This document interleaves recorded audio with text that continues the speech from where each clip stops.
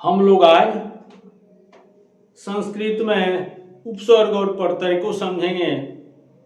उपसर्ग और प्रत्यय मिलाकर संस्कृत से लगभग 15 को प्रश्न हो जाएंगे और 15 नहीं हुए तो 10 जरूर होंगे। तो आप इसको समझ सकते हैं और इसका लाभ उठा सकते हैं। तो आइए, उपसर्ग क्या है, किसे कहते हैं?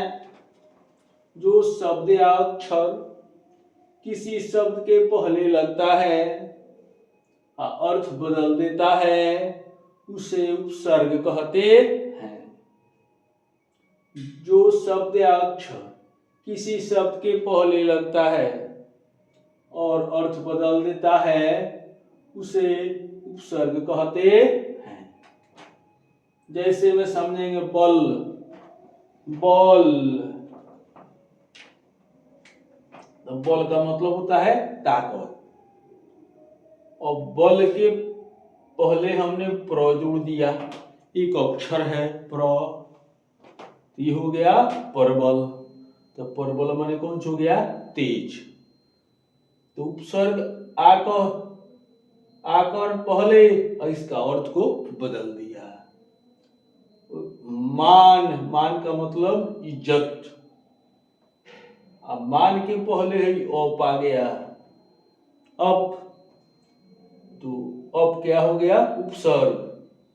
अपमान के साथ जुटा तो अपमान, अपमान माने बेइज्जत।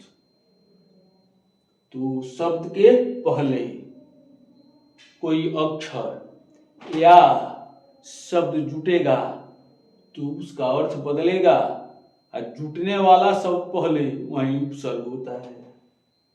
संस्कृत में उपसर्गों की संख्या 22 है। इसी तरह ऑब्जेक्टिव में पूछेगा, आप समझ सकते हैं आराम से। तो उपसर्ग को आप समझ लिए। अब प्रत्यय को समझिए। प्रत्यय का संधि विच्छेद कोई पूछे तो बताइएगा। प्रति जोड़ अय, तो प्रति का अर्थ साथ, अय का मतलब चलना, साथ में चलना। तो जो शब्दों के साथ में अंत में लगता है, चलता है, उसे प्रत्यय कहते हैं। व्याकरण के रूप में परिभाषा, जो शब्द या अक्षर शब्दों के अंत में लगता है और अर्थ बदल देता है, उसे प्रत्यय कहते हैं। जैसे पठ,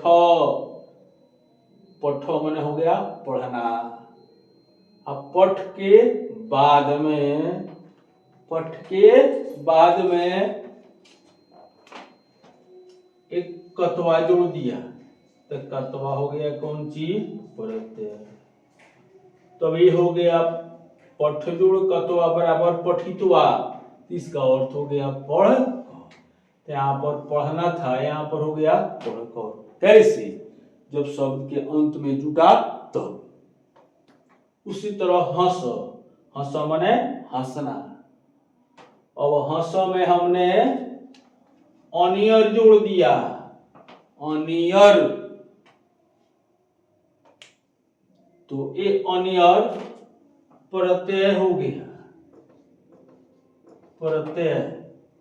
तो हंस में अनियर जुटा तो हो गया हंसनियम, यानी हंसना चाहिए।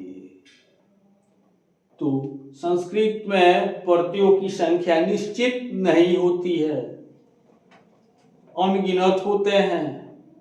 और संस्कृत में मुख्य रूप से कृत प्रत्यय, तद्धित प्रत्यय और स्त्री प्रत्यय होते हैं।